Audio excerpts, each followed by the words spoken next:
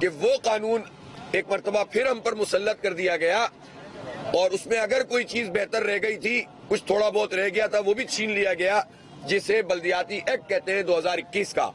صوبائی حکومت یہاں سے سارا ریونیو بھی لیتی ہے، ٹیکس بھی لیتی ہے، اور ان کے سارے عللے تللے کراچی کی معیشت کے اوپر ہیں، لیکن کراچی کو دینے کے لیے ان کے پاس کچھ نہیں ہے۔ آئین میں موجود جو اختیار ہے وہ بھی انہوں نے اس سے چھین لیا ہے۔ تمام ڈسپنسریاں اپنے پاس رکھ لی ہیں، تمام ہسپتال اپنے پاس رکھ لیے ہیں، کے ایم سی کے ہسپتال بھی لے لیے، کالجز بھی سارے لے لیے، تمام جو ہے وہ ایجوکیشنل انسٹیٹیوشن، اسکول سب اپنے پاس لے لیے۔ میں پوچھنا چاہتا ہوں آپ کی کیا پرفارمنس ہے؟ سن 70 سے لے کر آج تک پیپلز پارٹی حکومت میں رہی ہے اور اب 14 سال سے مسلسل حکومت میں ہے۔ ہماری تعلیم کیا آگے بڑھ گئی؟ کیا ہمارے سرکاری کالجز بہتر ہوئے ہیں کہ خراب ہوئے ہیں؟ وہاں جا کر دیکھ لیجئے، اس وقت بھی چلے جائیے، آپ کو پتہ چل جائے گا، اسٹوڈنٹس ہی نہیں ہوتے۔ کیا ہمارے اسکول اس قابل ہیں کہ یہ پوری اسمبلی میں سے تمام ممبران میں سے یا ان کے سیکریٹریز یا سندھ سیکریٹریٹ میں بیٹھا ہوا کوئی بھی چھوٹا ملازم بھی یہ سمجھتا ہو کہ اس کے بچے کا مستقبل سرکاری اسکول سے بہتر ہو سکتا ہے؟ جو پورے ذمہ دار ہیں صوبے کی تعلیم کو چلانے والے، آپ محکمہ تعلیم کے کسی بھی افسر سے پوچھ لیں کہ وہ اپنے بچے کو ان کے تحت چلنے والے کسی بھی اسکول میں داخل کرانے کے لیے تیار ہے؟ اپنے بچوں کو، اپنے پوتا پوتیوں کو، اپنے نواسے نواسیوں کو کوئی تیار نہیں ہے۔ اس کا مطلب یہ ہے کہ ہمارا جو یہ کھربوں روپے کا بجٹ ہے، ہمارے ٹیکسوں کے پیسے ہیں، ان پیسوں کے اوپر غبن ہوتا ہے، کرپشن ہوتی ہے، اور 49,000 اسکول جو صوبے میں موجود ہیں، 4,500 اسکول جو کراچی میں موجود ہیں، ان سب کی ایسی تیسی کر کے رکھی ہوئی ہے ان لوگوں نے۔ آپ مجھے ہیلتھ کا بتا دیں، اعداد و شمار سامنے آتے ہیں، اتنا بڑا بجٹ ہوتا ہے سینکڑوں ارب روپے کا، اس بجٹ میں کیا اندرون سندھ اور کیا شہر، سب جگہوں کی صورتحال تقریباً ایک جیسی ہے، لوگوں کو ریلیف نہیں ملتا۔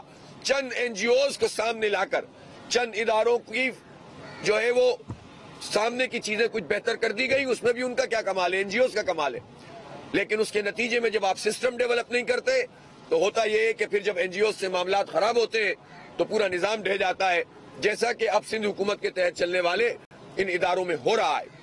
آپ ٹرانسپورٹ میں ہر 2-3 مہینے کے بعد صوبائی حکومت اعلان کرتی ہے، اور ہم یہ 5-6 سال سے سنتے ہوئے آ رہے ہیں کہ نومبر میں بسیں آ جائیں گی، دسمبر میں آ جائیں گی، مارچ میں آ جائیں گی، 200 آ جائیں گی، 2,500 آ جائیں گی۔ آج تک ایک بس بھی نہیں لا سکے یہ۔ وفاق نے بھی خیراتی طور پر 80 بسیں ہمیں دے دیں، ہم نے وفاق کو 9,000 ارب روپے دیے ہیں پچھلے 3-3.25 سال میں کراچی سے، اور اس کے صلے میں وفاق ہمیں خیرات دیتا ہے، اور ادھوری گرین لائن جو پچھلے منصوبے میں چل رہی تھی اس کا افتتاح کر کے خان صاحب چلے گئے۔ تو اس ساری صورتحال میں ہم اپنے حق کے لیے نکلنا ہم پر ضروری ہو گیا ہے۔ اگر تو ہم وہ پولیٹیکل پارٹی ہو جو مفادات کا سودا کرے تو ہمیں پہلے دن دھرنا دے کے چلے جانا چاہیے تھا۔ ہم ظاہر ہے کہ سمجھتے ہیں کہ دھرنا دینا، احتجاج کرنا، مظاہرے کرنا، مارچ کرنا، یہ ایک کسی بھی جمہوری عمل کا حصہ بھی ہے، اس کی خوبصورتی بھی ہے، اس سے عوام کو اگر ریلیف ملے تو یہی ایک طریقہ کار ہے جو آئینی اور جمہوری اور پرامن طریقہ کار ہے۔ 5 دن ہو گئے ہیں، آپ مجھے بتائیں کہ سندھ حکومت اس کو کچھ سمجھتی نہیں ہے کہ عوام اتنی بڑی تعداد میں، کل مائیں بہنیں آئی تھیں، ہزاروں کی تعداد میں پوری سڑک کی بھر گئی تھی، ان کے کانوں پہ کوئی جو نہیں رینگتی۔ کیوں لوگ اپنے گھر بار چھوڑ کر، اپنے بچوں کے تمام چیزیں چھوڑ کر جو ہے یہاں پر سڑک پہ بیٹھنے پہ مجبور ہوئے؟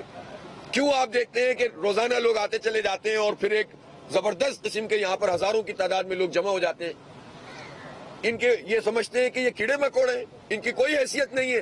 تو اگر تم ہمیں ایسا سمجھو گے تو پھر ہم دوسرے اقدامات بھی شروع کریں گے، پھر ہم اس دھرنے کو یہاں تک محدود نہیں کریں گے۔ اور ابھی تو میں نے کسی سے سنا کہ اسپیکر صاحب نے کہا کہ سیکریٹریٹ وغیرہ بند کر دیں، تو انہوں نے خود ہی مشورے دینے شروع کر دیے۔ تو یہ سارے آپشن ہمارے پاس ہیں۔ یہاں سے مراد علی شاہ صاحب کی طرف، سی ایم ہاؤس کی طرف مارچ کرنا بھی ہمارے پلان میں شامل ہے۔ اس لیے اگر وہ یہ سمجھ رہے ہیں کہ ہم یہاں پر آئیں گے اور بیٹھیں گے اور چلے جائیں گے، تو ہم یہ سمجھتے ہیں کہ میڈیا کے تھرو جو میسج پورے شہر میں اور پورے صوبے کے عوام تک جا رہا ہے، یہ ان کو لے جائے گا۔ آپ دیکھیں لوگ آنا شروع ہو گئے، ہر قوم، ہر زبان، ہر برادری کے لوگ۔ پیپلز پارٹی کے بعض لوگ خاص طور پر اس بات کی کوشش کر رہے ہیں کہ اس کو سندھی مہاجر مسئلہ بنا دیں۔ ظاہر ہے انہوں نے پچھلے 30-35 سال یہی سیاست کی ہے، اسی طرح ہمارے MQM کے لوگوں نے بھی یہی سیاست کی ہے. اسی سے ان دونوں کی طاقت ہوتی تھی, اسی سے ہم لڑتے رہتے تھے, یہ لوگ فائدہ اٹھاتے رہتے تھے.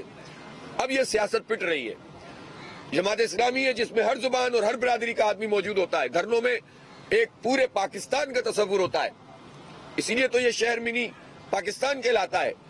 ہماری تو مائنورٹیز ونگ کے لوگ بھی روز یہاں پر شریک ہوتے ہیں, اور کل یہ انشاءاللہ بھرپور طریقے سے آپ دیکھیے گا کہ مائنورٹی ونگ ہمارا دھرنے میں ایک بہت بڑی پارٹیسپیشن کرنے جا رہا ہے. تو اس لیے میں سمجھتا ہوں کہ کوئی اور راستہ نہیں ہے سوائے اس کے